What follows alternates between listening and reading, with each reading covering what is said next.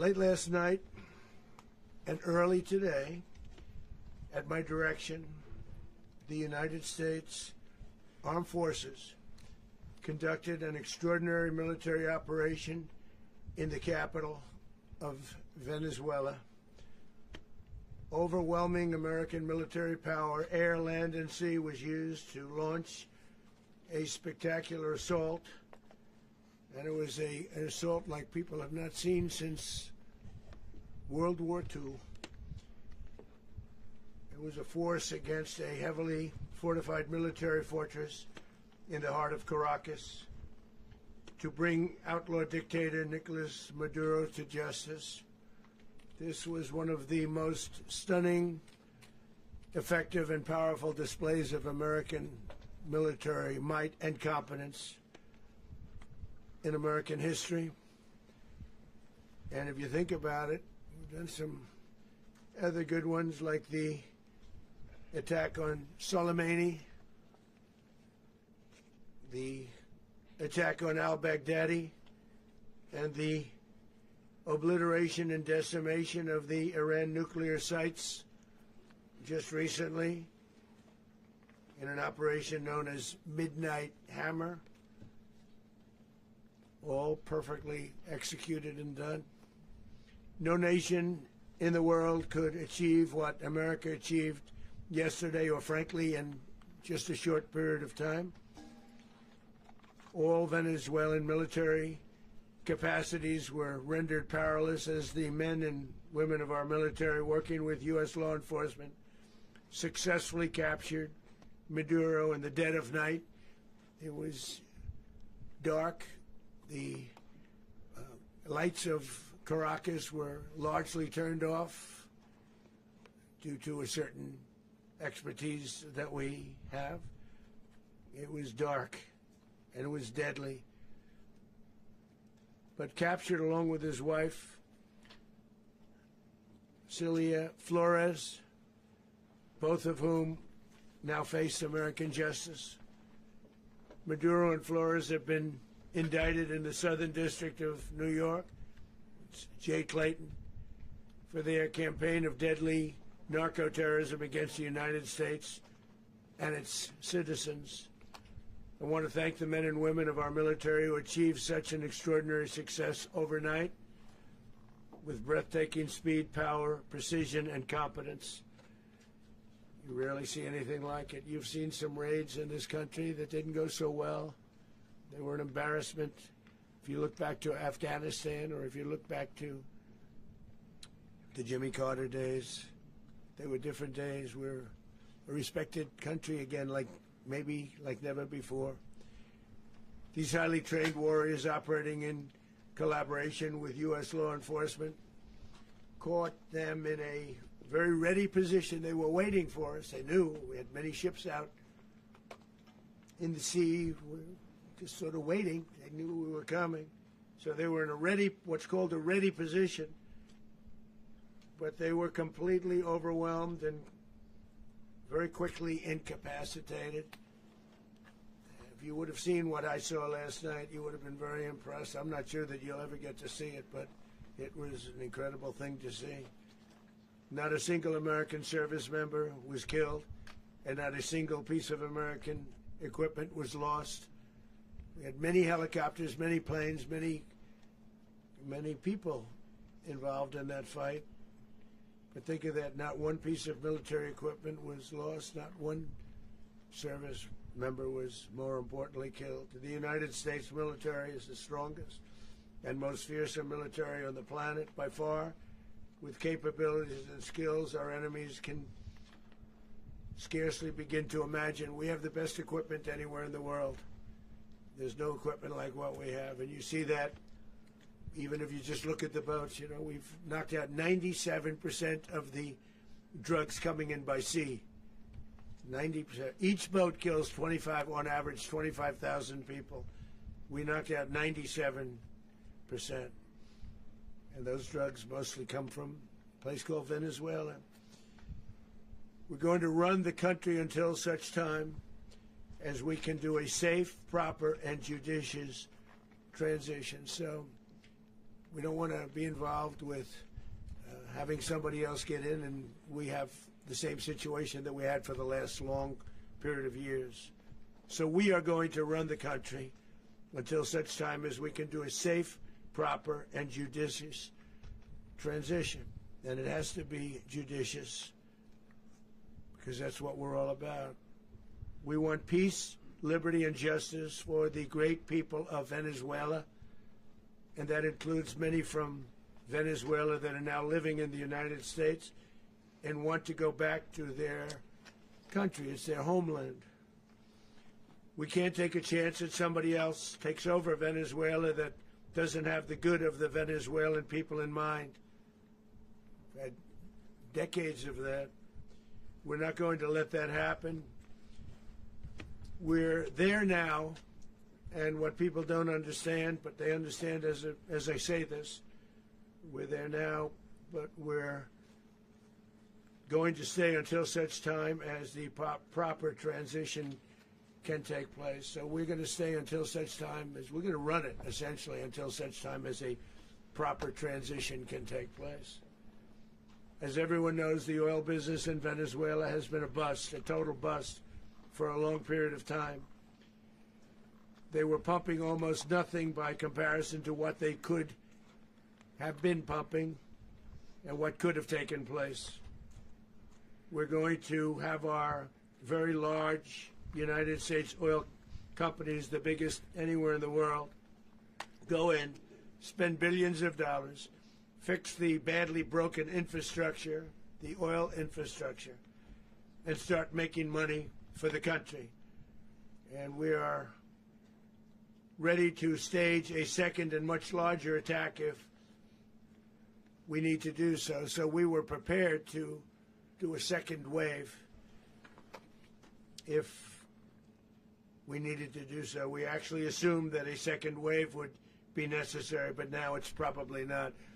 The first wave, if you'd like to call it that, the first attack was so successful, we probably don't have to do a second, but we're prepared to do a second wave, a much bigger wave, actually. This was pinpoint, but we have a much bigger wave that probably won't have to do.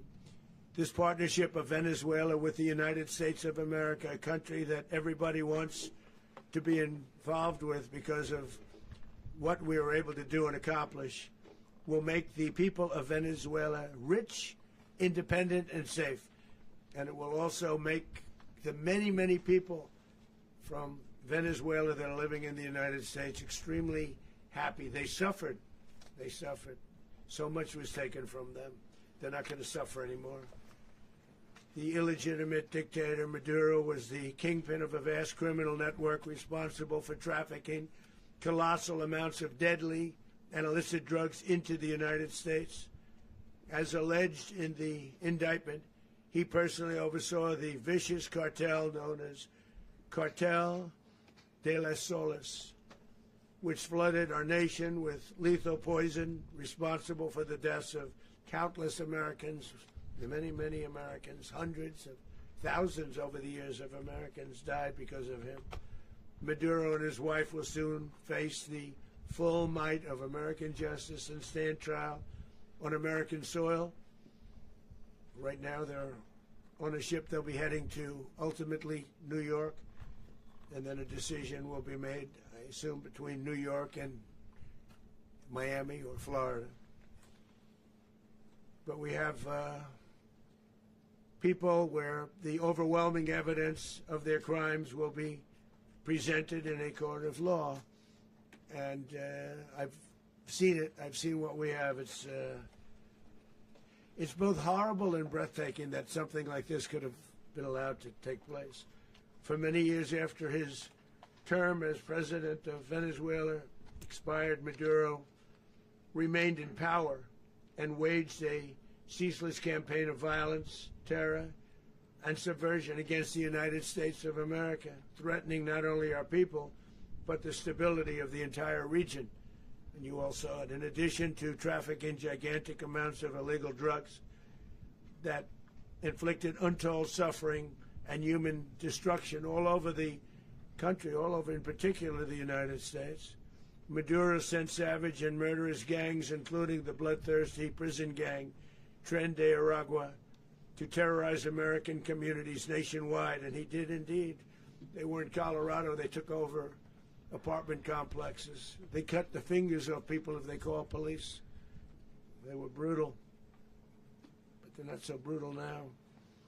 And I just have to congratulate our military, Pete and everybody, and our National Guard, because the job that they've done, whether it's in Washington, D.C., where we have a totally safe city, where it was one of the most unsafe cities anywhere in the world, frankly, and now we have no crime in Washington, D.C.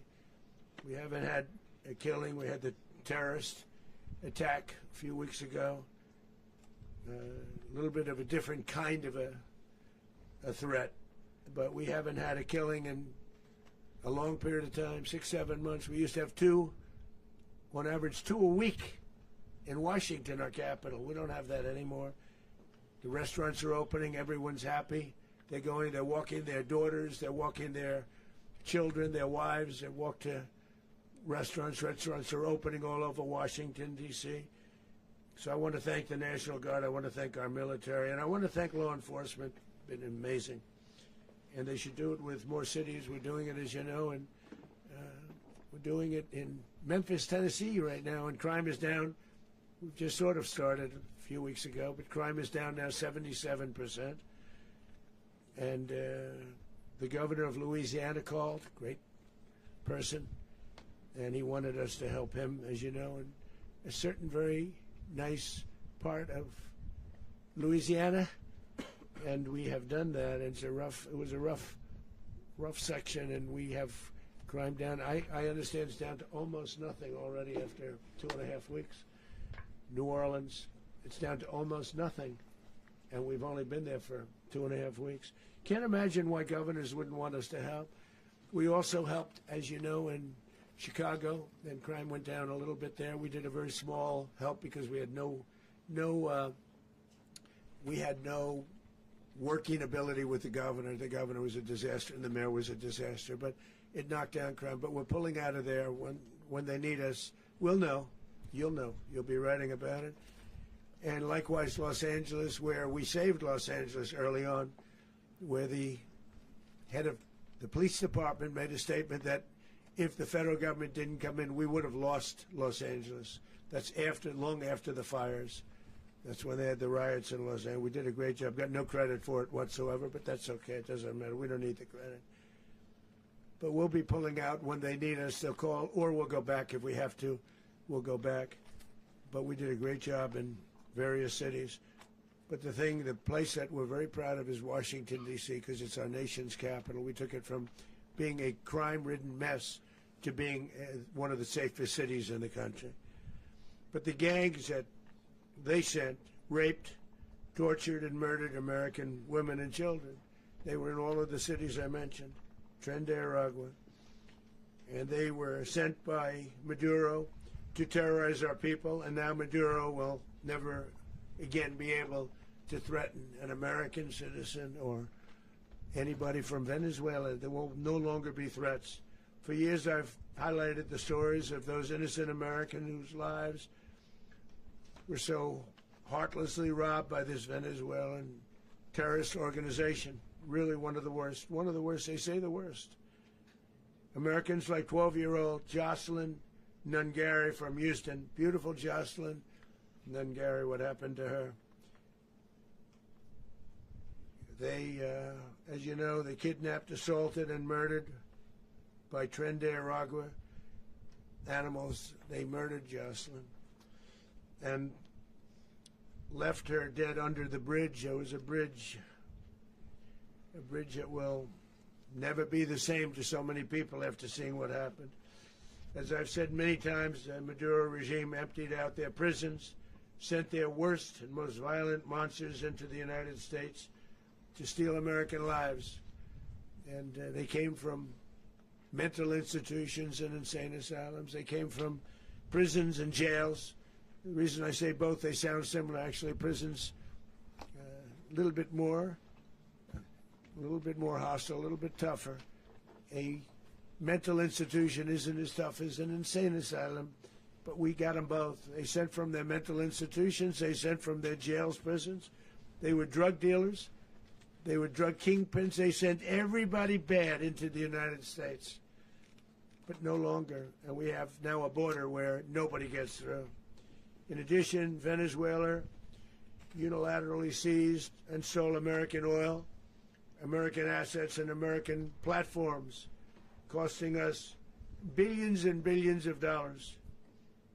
They did this a while ago, but we never had a president that did anything about it. They took all of our property. It was our property. We built it. And we never had a president that decided to do anything about it. Instead, they fought wars that were 10,000 miles away. We built Venezuela oil industry with American talent, drive, and skill, and the socialist regime stole it from us during those previous administrations, and they stole it through force. This constituted one of the largest thefts of American property in the history of our country. Considered the largest theft of property in the history of our country. Massive oil infrastructure was taken like we were babies, and we didn't do anything about it. I would have done something about it. America will never allow foreign powers to rob our people or drive us back into and out of our own hemisphere. That's what they did. Furthermore, under the now deposed dictator Maduro, Venezuela was increasingly hosting foreign adversaries in our region and acquiring menacing offensive weapons that could threaten U.S. interests and lives. And they used those weapons last night. Potentially in league with the cartels operating along our border. All of these actions were in gross violation of the core principles of American foreign policy, dating back more than 2 centuries, and not anymore. All the way back, it dated to the Monroe Doctrines, and the Monroe Doctrine is a big deal, but we've superseded it by a lot, by a real lot. They now call it the Monroe Document. I don't know. It's Monroe Doctrine. We sort of forgot about it. It was very important, but we forgot about it. We don't forget about it anymore. Under our new national security strategy, American dominance in the Western Hemisphere will never be questioned again. Won't happen. So just in concluding, for decades, other administrations have neglected or even contributed to these growing security threats in the Western Hemisphere. Under the Trump administration, we are reasserting American power in a very powerful way in our home region. And our home region is very different than it was just a short while ago. The future will be, and we did this in my first term. We had great dominance in my first term, and we have far greater dominance right now. Everyone's coming back to us. The future will be determined by the ability to protect commerce and territory and resources that are core to national security. These are core to our national security. Just like tariffs are, they've made our country rich, and they've made our national security stronger than ever before. But these are the iron laws that have always determined global power, and we're going to keep it that way. We will secure our borders, we will stop the terrorists, we will crash the cartels, and we will defend our citizens against all threats, foreign and domestic. Other presidents may have lacked the courage or whatever to defend America, but I will never allow terrorists and criminals to operate with impunity against the United States. This extremely successful operation should serve as warning to anyone who would threaten American sovereignty or endanger American lives. Very importantly, the embargo on all Venezuelan oil remains in full effect. The American Armada remains poised in position, and the United States retains all military options until United States demands have been fully met and fully satisfied. All political and military figures in Venezuela should understand what happened to Maduro can happen to them, and it will happen to them if they aren't just fair, even to their people. The dictator and terrorist, Maduro, is finally gone in Venezuela. People are free. They're free again. It's been a long time for them, but they're free.